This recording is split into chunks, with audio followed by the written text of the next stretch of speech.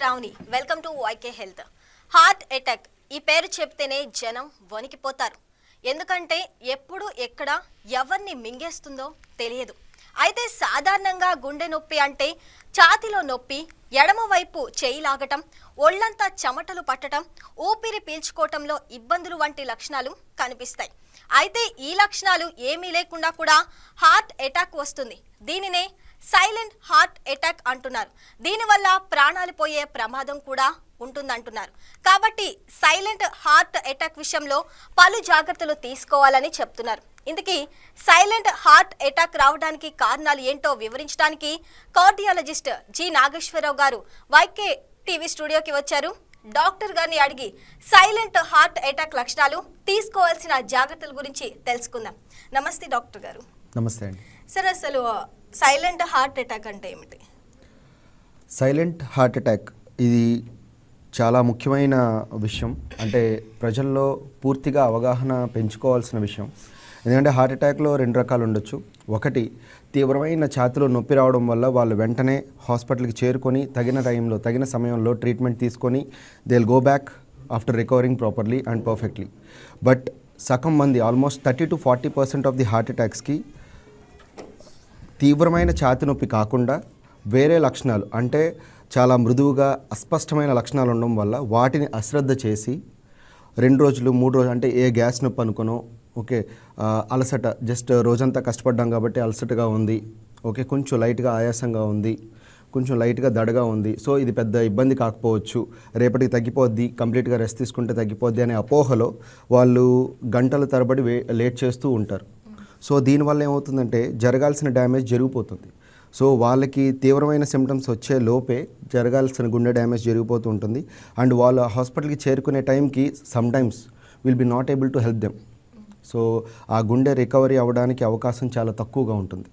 Okay, so silent heart attack అంటే లక్షణాలు అసలు ఉండవని కాదు, ఆ లక్షణాలు చాలా తక్కువ మోతాదులో కనిపిస్తాయి. సో దానివల్ల ఏంటంటే జనాల్లో అశ్రద్ధ ఎక్కువ అవుతుంది, ఇగ్నోరెన్స్ ఎక్కువ అవుతుంది. సో దానివల్ల the time they reach the hospital will be delayed. So అలా డిలే అయ్యే కొద్దీ మన గుండె కంట్రోల్ దెబ్బతింటూనే ఉంటుంది. ఆ దెబ్బ తినే కొద్దీ మన ప్రాణానికి నష్టం పెరిగిపోతూనే ఉంటుంది. సో సైలెంట్ హార్ట్ అటాక్ గురించి ప్రతి ఒక్కరికి పూర్తిగా అవగాహన పెంచే విధంగానే మనం so they should know each and everything about the symptoms and science of silent heart attack. So ప్రతి ఒక్కరికి తీవ్రమైన ఛాతీ నొప్పి రావాలని రూల్ ఏం లేదు. సో హార్ట్ అటాక్ అంటే ప్రతి ఒక్కరికి మనం సినిమాల్లో చూసినట్టు ఛాతీలో గట్టిగా నొప్పి వచ్చి మనం ఎమర్జెన్సీగా హాస్పిటల్కి వెళ్ళడం అనే అపోహలోనే ఉంటారు. సో హార్ట్ అటాక్ అంటే ఓన్లీ చెస్ట్ పెయినే కాదు, ఎడం భుజం లాగడం, గుండె దడ రావడం, దవడలు లాగడం, గొంతులో నొప్పి రావడం, 2 భుజాలు లాగడం, ఆ మాటకు వస్తే దవడల కింద నుంచి బొడ్డు పై భాగం వరకు. సో ఈ పార్ట్లో ఎక్కడ పెయిన్ వచ్చినా అది హార్ట్ అటాక్ అవ్వచ్చు. So apart from severe chest pain, మిగిలిన సిమ్టమ్స్ అన్నీ కూడా సైలెంట్ హార్ట్ అటాక్లో భాగాలు అవుతాయి. ఎందుకంటే మనం ఇగ్నోర్ చేయడానికి, అశ్రద్ధ చేయడానికి ఇవి ఎక్కువ దోహదపడతాయి. అంటే చాలామంది ఛాతీలో పెయిన్ వస్తేనే అది హార్ట్ అటాక్ అని అనుకుంటారు. కానీ ఏ టైంలో హాస్పిటల్కి వెళ్తే మంచిది అనుకుంటారు? As early as possible. అంటే మీకు డైలీ రొటీన్లో జరిగే సిమ్టమ్స్ కాకుండా ఏది కొత్తగా అనిపించినా, మీకు ఇందాక చెప్పినట్టే ఈ అంబ్లికస్ పై నుంచి దవడల కింద వరకు ఈ భాగంలో ఎప్పుడూ లేని విధంగా, అంటే చెమటలు పట్టడం కానీ, నీరసంగా అనిపించడం కానీ, దడ రావడం కానీ, ఎక్స్ట్రీమ్ ఫెటిగ్, బాగా స్ట్రెస్గా అనిపించడం, భుజాలు లాగడం, దవడలు లాగడం, గొంతులో నొప్పి, సో ఒక ఛాతీ నొప్పిని పక్కన పెడితే మిగిలిన సిమ్టమ్స్ ఏ విధంగా వచ్చినా యాజ్ ఎర్లీ యాజ్ పాసిబుల్ మనం హాస్పిటల్కి రీచ్ అవ్వగలిగితే ఒక ఈసీజీ, ఎకో, ట్రోపోనిన్ టెస్టుల ద్వారా మనం అది అక్యూట్ హార్ట్ అటాకా కాదా అని మనం నిర్ధారణ చేసుకోవచ్చు. దాని ద్వారా మనం ఆల్మోస్ట్ 90-95% ఆఫ్ ది హార్ట్ అటాక్స్ని మనం ఎర్లీగా గుర్తించి, సో వాళ్ళకి ఫర్దర్గా ఎక్కువ డ్యామేజ్ జరగకుండా వాళ్ళని ప్రాణాలని కాపాడిన వాళ్ళు అవుతాం.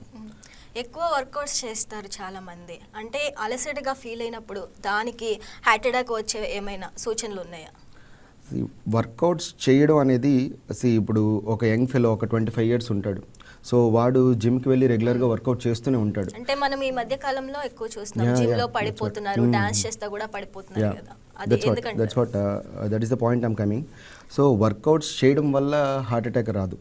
Okay, when your heart is susceptible, అంటే మీ హార్ట్ స్ట్రాంగ్గా ఉందా లేదా అని మనం ప్రియార్గా చెక్ చేసుకోకుండా మనం ఎప్పుడైతే జిమ్కి వెళ్ళి, లేదా మనకు వచ్చే సిమ్టమ్స్ని నెగ్లెక్ట్ చేసి మనం జిమ్కి వెళ్ళి హెవీ వర్కౌట్స్ చేసిన, వెయిట్ లిఫ్టింగ్స్ చేసిన, ఎక్కువ స్ట్రెస్ తీసుకున్నా, సో అల్టిమేట్గా అది రప్చర్ అయ్యి సడన్గా కార్డియాక్ డెత్స్ అంటే సడన్ ఈవెంట్స్ జరగడానికి అవకాశం ఎక్కువ ఉంటుంది. అంటే ఇక్కడ 2 కారణాలు ఉంటాయి. ఒకటి ఒక 25 ఇయర్స్ వాడు క్రికెట్ ఆడుతూ సడన్గా కొలాప్స్ అవుతాడు.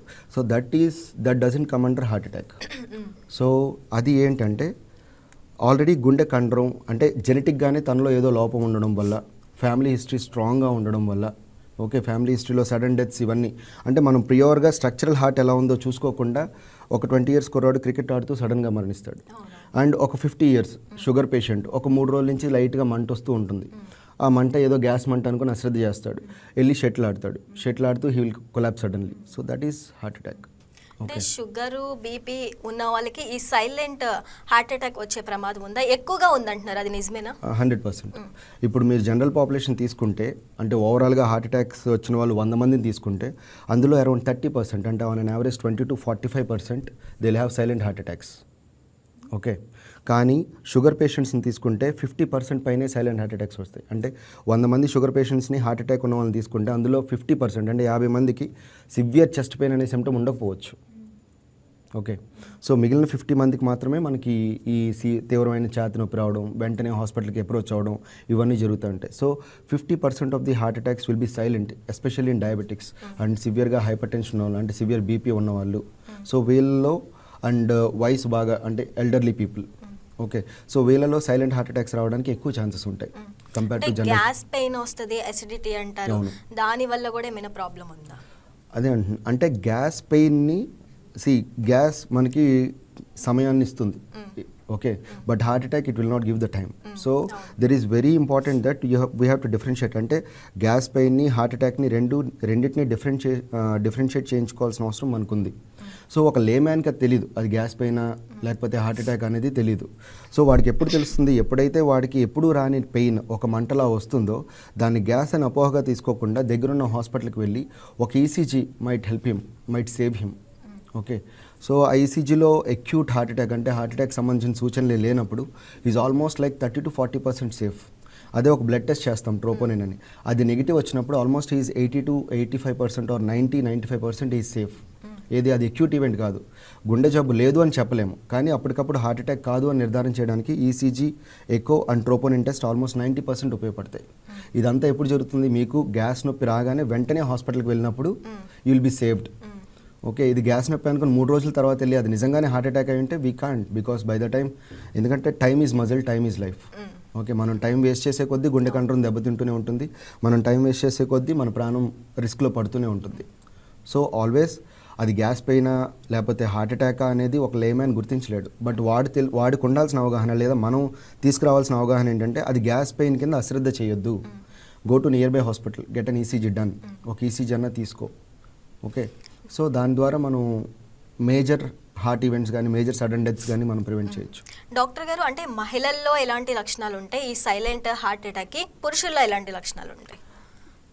అందరూ మనుషులే, so both male and females వాళ్ళిద్దరికీ ఆల్మోస్ట్ సిమిలర్ సిమ్టమ్స్ ఉంటాయి. అంటే మనం ఎక్కువగా పురుషుల్లో ఎక్కువ హార్ట్ అటాక్లు చూస్తూ ఉంటాం కదా, అంటే లేడీస్ తో పోల్చుకుంటే ఎందుకని అలా అంటే? ఎందుకు చూస్తాము అంటే ఆల్మోస్ట్ మేల్స్కైనా ఫీమేల్స్కైనా హార్ట్ అటాక్ విషయంలో వచ్చే సిమ్టమ్స్ ఒకటే, బట్ ఫీమేల్స్లో ఎక్కువ రెసిస్టెన్స్ ఉంటుంది. సో వాళ్ళు లాస్ట్ మినిట్ వరకు ఎవరికి చెప్పరు.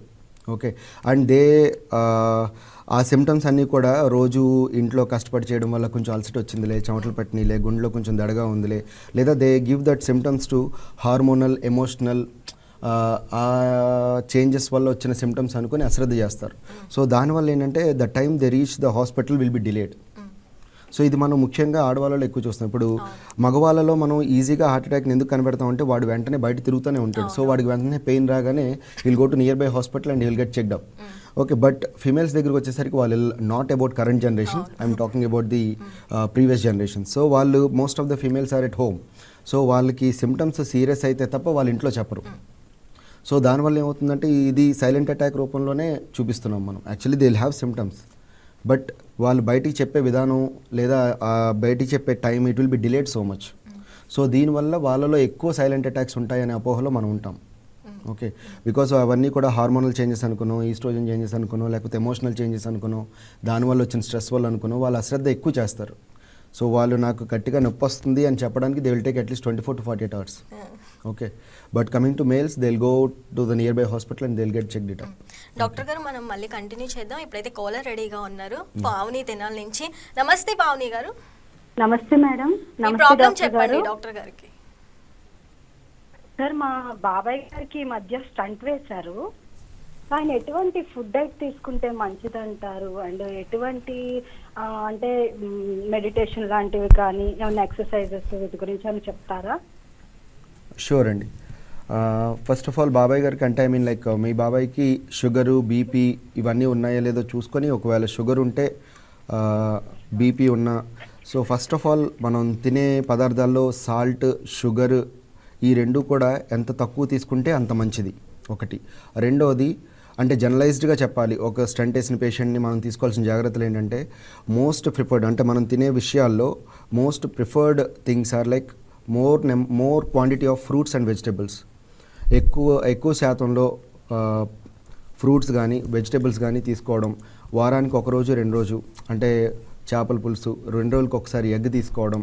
So all these are good things. అంటే నాన్ వెజ్ ఎంతవరకు తగ్గించుకుంటే అంత మంచిది. కొవ్వుని పెంచే పదార్థాలు తగ్గించుకొని, ఆయిల్ ఫుడ్ తగ్గించుకొని, కూరగాయల వైపు ఫ్రూట్స్ వైపు ఎక్కువ మనం ప్రిఫర్ చేయగలిగితే I think that is almost like A heart healthy diet. So more vegetables, more fruits, less fat containing diet, less oily food and egg 2 డేస్కి ఒకసారి ఎగ్ అండ్ చేపల పులుసు is very good. Hello, yeah చెప్పండి. ఇంకొక doubt ఉందండి. ఆయనకి low BP కూడా ఉంది కొంచెం. చెప్పండి పావని గారు. హలో, అంటే కాలర్ చెప్పండి. ఆయనకి లో బీపీ కూడా ఉందండి కొంచెం. ఓకే. సో సాల్ట్ అనేది ఎక్కువ తీసుకోకూడదు అని అంటారు. అంటే అసలు పూర్తిగా సాల్ట్ మానేస్తే మంచిది అంటారా ఇలా స్టంట్ వేసిన వాళ్ళకి? పూర్తిగా సాల్ట్ మానేయడం ఎప్పుడు మంచిది కాదండి. కంప్లీట్గా సాల్ట్ని అవాయిడ్ చేయమని ఎవరు చెప్పరు, బట్ మనం తీసుకోవాల్సిన మోతాదు తగ్గించుకోవాలని చెప్తారు. సాధారణంగా బీపీ షుగరు ఎటువంటి ఇబ్బందులు లేనప్పుడు మనం సాధారణంగా చెప్పేది ఏంటంటే 2.5 గ్రాముల కన్నా తక్కువ సోడియం వాడండి, సాల్ట్ వాడండి అని చెప్తాము. ఎవరికైతే హార్ట్ డిసీజ్ ఉంటే వాళ్ళకి 1.5 గ్రామ్ కన్నా తక్కువ వాడితే మంచిది అని చెప్తాము. అంతే తప్ప కంప్లీట్గా సాల్ట్ని కంప్లీట్గా అవాయిడ్ చేయమని ఎప్పుడు చెప్పాము. And that to most preferably when they have very low BP, salt కంప్లీట్గా ఆపేయడం వల్ల ఇంకా ఇబ్బంది రావడానికి ఎక్కువ ఛాన్సెస్ ఉంటుంది. అండ్ కొన్ని బీపీ మెడికేషన్స్ కూడా సాల్ట్ని తగ్గించే ప్రయత్నం చేస్తూ ఉంటాయి. సో వాళ్ళలో మనం కంప్లీట్గా సాల్ట్ ఆపేస్తే కంప్లీట్గా సోడియం తగ్గిపోయి, సోడియం తగ్గిపోవడం వల్ల జరిగే అనర్థాలు ఎక్కువ ఉంటాయి. సో కంప్లీట్ సాల్ట్ మానేయడం అనేది కరెక్ట్ కాన్సెప్ట్ కాదు, but we have to take the least possible amount of salt, not more అనమాట. అంటే not more than 2.5 grams per day. Okay doctor గారు, ఎవరైతే కాలర్ అడిగారో నిజంగానే స్టంట్ అనేది లాస్ట్ ఆప్షన్ అంటారా? స్టంట్ అనేది లాస్ట్ ఆప్షన్ అనేది it is not a generalized statement. Okay, ఇప్పుడు హార్ట్ అటాక్ వచ్చినప్పుడు మనం if he comes within time మనం వెంటనే యాంజియోగ్రామ్ తీసుకుని యాంజియోగ్రామ్లో ఇబ్బంది ప్రకారం మనం వీల్ డిసైడ్. ఓకే, వాడు అంటే 100లో 20 మందికి స్పాంటేనియస్గానే ఎక్కడైతే బ్లాక్ ఉందో అది కరిగిపోయి నార్మల్గా ఫ్లో వచ్చేస్తుంది. ఓకే, సో అలాంటి వాళ్ళకి మనం స్టంట్ వేయడం వల్ల ఎక్కువ హాని చేసినట్టే తప్ప ఉపయోగం ఉండదు. ఎవరికైతే టైట్గా బ్లాక్ ఉంటుందో వాళ్ళకి మనం ఖచ్చితంగా స్టంట్ వేయాలి. ఒక మనిషికి ఒకసారి స్టంట్ వేసిన తర్వాత కూడా ఒక 2-3 వేస్తారు, అది కరెక్టే అంటారా? Yes. So it's completely physician's decision and patient's clinical scenario బట్టి మనం డిసైడ్ చేస్తాము. సో వాడికి 2-3 బ్లాక్స్ ఉన్నాయి, అవి స్టంట్ వేయడానికి అనుకూలంగా ఉన్నాయి. సో స్టంట్ వేయడం వల్ల there is no harm and that to we're means like we're prolonging his life for 5 to 10 more years. Okay, and ఎవరికైతే క్రిటికల్గా బ్లాక్స్ ఉంటాయో, స్టంట్ వేయడానికి అనుకూలంగా ఉండదో బట్ బైపాస్కి ఫిట్ అవుతారో, సో వాళ్ళకి బైపాస్ ఆపరేషన్ చేస్తాం. డాక్టర్ గారు, అసలు ఫాస్ట్ ఫుడ్ కూడా పెరిగిపోతుంది, యువత కూడా ఎక్కువ దానికే ప్రిఫరెన్స్ అయితే ఇస్తున్నారు. ఇది సైలెంట్ హార్ట్ అటాక్కి కారణం అవుతుందా? ఎప్పుడు కూడా diet, lifestyle modifications or lifestyle మనం వ్యవహార శైలి అండ్ తినే విధానం, okay, diet style and lifestyle రెండు కూడా చాలా ఇంపార్టెంట్. ఏది శృతి తప్పినా హార్ట్ అటాక్కి దారితీస్తుంది. So it can be silent heart attack or major heart attack. So ఎప్పుడు కూడా ఫాస్ట్ ఫుడ్ తినమని ఎవరు ఎంకరేజ్ చేయరు. It is we're going there and having it. Okay, so ఇందాక చెప్పినట్టే the more oil you eat the more dangerous and the more I mean like adulterated food you are taking the more dangerous your heart is at. So దానివల్ల ఏంటంటే fast food అయినా అవ్వచ్చు లేదా adulterated food అయినా అవ్వచ్చు, మనం ఎంత ఎక్కువ తీసుకుంటే అంత ప్రమాదం. అది సైలెంట్ హార్ట్ అటాకా లేకపోతే ఎక్స్ప్రెసింగ్ హార్ట్ అటాకా ఏదైనా అవ్వచ్చు. And one more thing, most important thing ఏంటంటే సైలెంట్ హార్ట్ అటాక్ అంటే అది సైలెంట్గా ఉంటుందని కాదండి. సైలెంట్ హార్ట్ అటాక్ అయినా మనకి నొప్పితో ప్రజెంట్ అయ్యే హార్ట్ అటాక్ అయినా రెండు సమానమే, రెండింటికి సేమ్ రిస్క్ ఉంటుంది. ఇంకా చెప్పుకోవాలంటే సైలెంట్ హార్ట్ అటాక్ ఇంకా మోర్ రిస్కియర్. ఎందుకంటే మీకు నొప్పి రాగానే పరిగెడతారు, ఎందుకంటే మీకు లక్షణం తెలిసింది కాబట్టి. ఈ సైలెంట్ ఏంటి, చాలా సటిల్గా సిమ్టమ్స్ ఉంటాయి. సో దానివల్ల ఏంటంటే వాడు ఒక రోజు లేట్గా వెళ్తాడు. సో దానివల్ల జరగాల్సిన డ్యామేజ్, ఆ కంట్రోల్ డ్యామేజ్ ఏదైతే ఉందో జరిగిపోతుంది. దాన్ని ఎలా గుర్తించాలంటారు? దట్స్ వాట్ గుర్తించడం అంటే ఇక్కడ ఒక కాన్సెప్ట్ అవగాహన లేకపోవడం. ఓకే, మనం ఎప్పుడు గుర్తించి I sees what mind knows. Okay, లేదా మనం ఇప్పుడు ఇలా ఇబ్బంది వస్తుంది, ఇది ఇంతకుముందు ఎప్పుడు లేదు అనే అనుమానం మీలో ఉంటే ఆబ్వియస్లీ మీరు వెళ్తారు హాస్పిటల్కి. సో అలాంటి అవగాహన మనం కల్పించాలి. ఇప్పుడు సైలెంట్ హార్ట్ అటాక్ని మీరు ఎలా గుర్తించండి అని చెప్పడం అంటే, మీకు ఈ ఎడంభుజం లాగడం లేదా కుడిభుజం లాగడం కూడా గుండెపోటులో ఒక లక్షణం అనే అవగాహన ప్రజల్లో ఉంటే వాళ్ళు వెంటనే అక్కడికి వెళ్ళి దగ్గర ఉన్న హాస్పిటల్కి వెళ్ళి ఒక ఈసీజీ తీసుకోవడం, ట్రోపోనిన్ బ్లడ్ టెస్ట్ చేయించుకోవడం, డాక్టర్ చెప్పినట్టు ఫాలో అవుతారు. సో ఇక్కడ గుర్తించడం ఏంటంటే ప్రతి సిమ్టము మీకు ఇందాక చెప్పినట్టు ఈ భాగంలో ఎక్కడ ఇబ్బంది అనిపించినా లేదా కొంతమందికి 20% మందికి ఓన్లీ తల తిరుగుతుంది, నొప్పి రాదు, ఆయాసం రాదు, భుజాలు లాగు, ఏమీ ఉండదు, ఓన్లీ తల తిరుగుతుంది. సో వాళ్ళేంటి న్యూరాలజిస్ట్ దగ్గరికి వెళ్ళి ఎవాల్యుయేట్ చేయించుకుంటారు. ఎంఆర్ఐ నార్మల్గా ఉంటుంది, డాప్లర్ స్కాన్ నార్మల్గానే ఉంటాయి. ఓకే, సో ఇది రీసెంట్గా కూడా లాస్ట్ మంత్లో కూడా 3 తల తిరుగుతూనే వచ్చారు మా దగ్గరికి.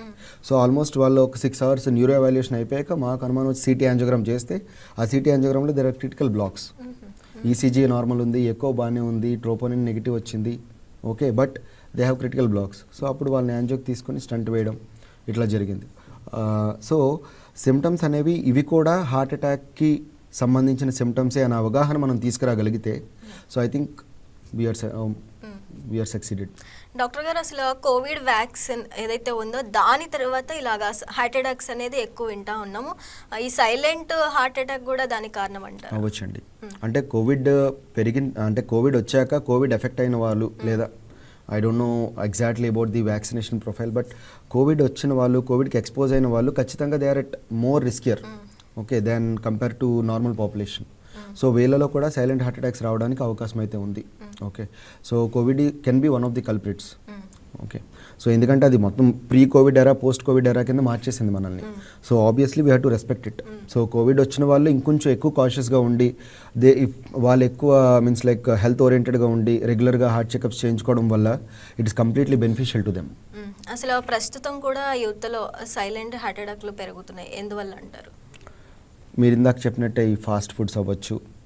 Okay, and their concentration towards the mean like smoking అవ్వచ్చు, ఆల్కహాల్ అవ్వచ్చు, మనం వింటున్నాము డ్రగ్స్కి చాలా ఈజీగా ఎక్స్పోజ్ అవుతున్నారు and all these things. And most important is family history, అంటే జెనెటిక్ ప్రీడిస్పోజిషన్.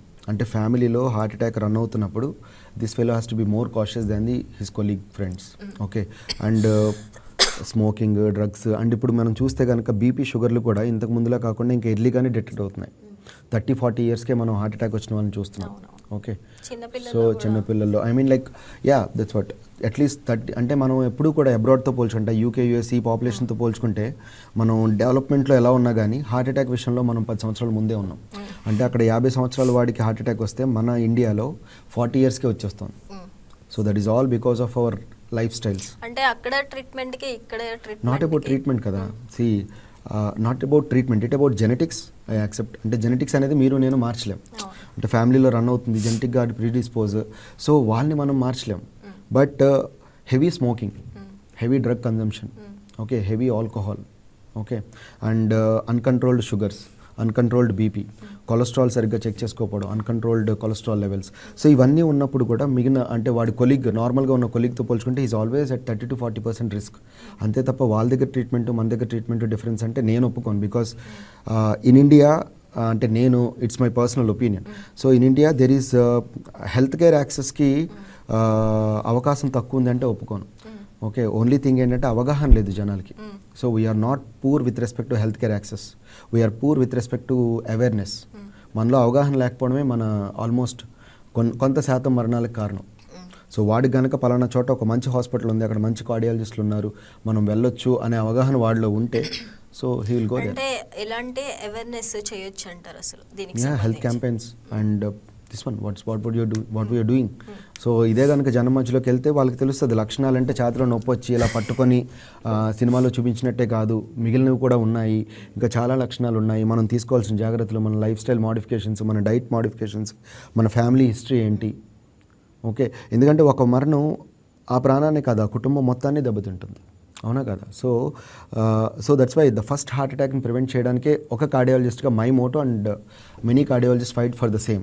ఎవరేమన్నా అనుకోండి, అంటే మేము చెప్తా ఉంటాం హెల్త్ ప్యాకేజెస్ గురించి, దీని గురించి.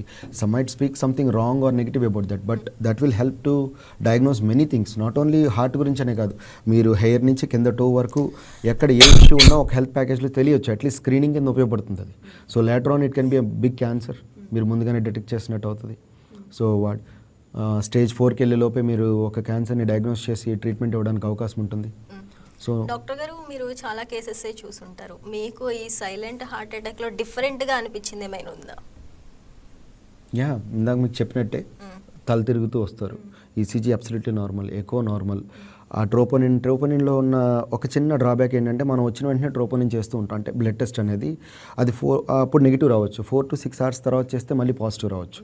సో మనకి హార్ట్ అటాక్తో వచ్చిన వెంటనే మనం ట్రీట్ చేస్తేనే వాడికి ఇంకా ఎక్కువ beneficial. So we should not wait up to the troponin level value వరకు మనం వెయిట్ చేయకూడదు కొన్ని సినారియోస్లో, నాట్ ఎవ్రీథింగ్. సో ఇలా గిడ్డినెస్తో వచ్చి వాడికి మొత్తం ఎవాల్యుయేట్ చేసి మనం ఎంజాయ్ చేసేసరికి మనం షాక్ తింటాం. వాడికి చూస్తేనేమో 90-95% బ్లాక్స్ ఉంటాయి. Okay, so that is one thing. So and ఒక young fellow 1 year back just routine చెకప్కే వచ్చాడు నా దగ్గరికి. సో వాడి వయసు అంతా 35 years ఉంటుంది. But 1 year back he had paralysis stroke, but he recovered completely. So అక్కడ ఎవరు కూడా వాడికి యాంజియోగ్రామ్ చేయించుకోమని అడ్వైస్ చేయలేదు. సో వాడికి ఎటువంటి సిమ్టమ్స్ లేవు. He just came to me, then I advised angio. అదేంటి ఈసీజీ ఎక్కువ అన్నీ నార్మలే ఉంది కదా, మీరు ఎందుకు యాంజియో చెప్తున్నారు అంటే, మీకు ఒకసారి స్ట్రోక్ వచ్చింది కదా, జస్ట్ వి షల్ సీ అని యాంజియో చెప్తే, యాంజియోలో there was 95% block. Okay, so వాడికి సిమ్టమ్స్ లేదు. ఇంకో 2% పెరిగితే అప్పుడు వాడికి సిమ్టమ్ వస్తుంది. అంటే ఒకసారి వస్తే మళ్ళీ వచ్చే ఛాన్సెస్ ఉన్నాయండి. So there is no complete cure for everything, and obviously doctor is not God. So 100% guarantee అనేది ఎవరు. సో మీరు స్టంట్ వేసినా, we're trying to prolong his life span for 5 to 10 more years. Okay, so ఆ stunt వేసినప్పుడు వాడు ఎంత జాగ్రత్తగా ఉన్నాడు, మందులు ఎంత కరెక్ట్గా తీసుకుంటున్నాడు అనేది చాలా ఇంపార్టెంట్. ఇందాక ఆవిడ అడిగినట్టే డైట్ స్టైల్, లైఫ్ స్టైల్, ఇవన్నీ కూడా they play a major role. Physical activity, okay, and most important ఈ స్ట్రెస్ అండ్ స్లీప్. ఈ 2 కూడా చాలా ఇంపార్టెంట్. స్ట్రెస్ తగ్గించుకోవడం, స్లీప్ టైం పెంచుకోవడం, ఈ 2 బ్యాలెన్స్ చేసుకోగలిగితే టెన్షన్ గుండెపై ప్రభావం చూపిస్తుంది. 100% చూపిస్తుందండి. Whatever the stress you take to the heart, so obviously heart will show you back. Okay, so మీరు ఎంత స్ట్రెస్ని మైండ్కి, హార్ట్కి తీసుకుంటారో హార్ట్ అటాక్ రావడానికి అంత ఉంటుంది. This is natural. సో స్ట్రెస్ని తగ్గించుకోవడం అనేది చాలా చాలా important, one of the important measures. ఎందుకంటే meditation, okay, yoga practices, daily walking, daily jogging or at least walking. So at least 30 to 40 minutes of physical activity. బాడీని కనుక మీరు రిలాక్స్ చేయగలిగితే, స్ట్రెస్ లెవెల్స్ తగ్గించుకోగలిగితే, I think you are going to prevent the heart attacks. ఫైనల్గా doctor గారు, అసలు ఇది silent heart attack గురించి ఒక ముఖ్యమైన సందేహం ప్రేక్షకులకు ఇవ్వాలంటే మీరేమిస్తారు? సో నేను ఎవరికైనా, అంటే నా దగ్గరికి వచ్చిన పేషెంట్కి కూడా నేను చెప్పేది ఒకటే. సో గుండెపోటు వచ్చిన తర్వాత మనం చేయగలిగేది ఓన్లీ 50% ఉంటుంది. ఓకే, అదే రాకముందే కనుక మనం రెగ్యులర్గా హెల్త్ చెకప్ చేయించుకొని, రెగ్యులర్గా ఫిజికల్ యాక్టివిటీని, లైఫ్ స్టైల్ని, డైట్ స్టైల్ని ఫాలో అవ్వగలిగితే, so I think we can prevent almost 80% of the heart attacks. 80%, అది చిన్న నెంబర్ కాదని నేను అనుకుంటున్నాను. సో 80% హార్ట్ అటాక్స్ని మనం ప్రివెంట్ చేయొచ్చు. ఈ సైలెంట్ హార్ట్ అటాక్ దగ్గరికి వచ్చేసరికి ప్రతి ఒక్కరికి తీవ్రమైన నొప్పి వచ్చి మిమ్మల్ని భయపెట్టేంతగా నొప్పి వస్తుంది అనే అపోహలో ఉండద్దు. ఎందుకంటే మీకు చిన్న చిన్న సిమ్టమ్స్ ఉన్నా అవి పెద్ద పెద్ద హెచ్చరికలు కావచ్చు. So silent is not safe. Silent can be more violent than you expect. So మీకు ఒక చిన్న సమస్య వచ్చినా please as soon as possible nearby హాస్పిటల్కి వెళ్ళి just get once checked up. So if it is normal then everyone is relaxed. మీరు happy, నేను happy. Okay, so నేను అందరికీ చెప్పదలుచుకున్నది ఒకటే, మనకున్నది ఒకటే గుండె, ఒకటే జీవితం, దాన్ని కాపాడుకుందాం. That's it. Thank you doctor గారు, వాల్యుబుల్ ఇన్ఫర్మేషన్ అయితే ఇన్ టైం అయితే మాకు ఇచ్చారు. సో చూసారు కదా, ఇది ఇవాల్టి సైలెంట్ హార్ట్ అటాక్ గురించి అయితే డాక్టర్ గారు అనేక విషయాలు మనతో షేర్ చేసుకున్నారు. రేపటి వైకే హెల్త్లో మళ్ళీ కలుద్దాం. That's all for now. Keep watching YK news.